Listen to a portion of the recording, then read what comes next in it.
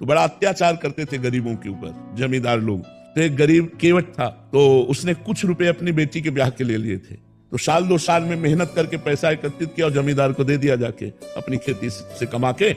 जमींदार ने वो रुपया लिया और फाइल से नाम नहीं काटा, कर्जा का जो हिसाब था वो काटा नहीं। 2-4 महीने बाद उसके आदमी गए और कहा जमींदार साहब ने बुलाया है। तो जमींदार ने कहा कर्जा दीजिए। तो उनका साहब हम तो दे गए थे आपको। अरे बोले व्यर्थ की बात करते हो, हमारी कॉपी में वैसे लिखा अभी कटा नहीं। बोले आप अब ना काटो तो आपकी बात, वैसे तो हम दे गए थे। अब वो जमींदार अपने हट में। तो जमींदार ने रिपोर्ट कर दी और वो मुकदमा पहुंचा। जमींदार ने रजिस्टर पेश किया पूरा जो करते। अब वो गरीब आदमी, उसने कहा साहब हमने दे दिया है। तो बोले गवाही? तो उनका रघुनाथ जी अर्थात भगवान राम। तो उनका रघुनाथ जी बोले अगली पेशी में रघुनाथ को लिवा के लाना। उसने कहा हाँ ठीक है। एकांत में गया और रोया कि हम गरीब आदमी हैं, हमारे परिवार का पोषण उसी खेती से होता है। प्रभु यदि आपने गवाही ना दी तो हमारा तो सब बर्बाद हो जाएगा, हमारी बात झूठी हो जाएगी। आप कहाँ नहीं हो?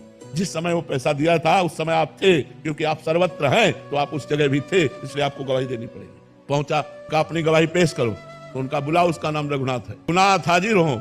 लाठी टेकते हुए आए और जमींदार से कहा 100 का नोट वो, 200 का नोट वो, इतने सोने के सिक्का उस जगह तुम्हारे रखे, वो इसी के तो दिए हुए हैं, हमने देखा।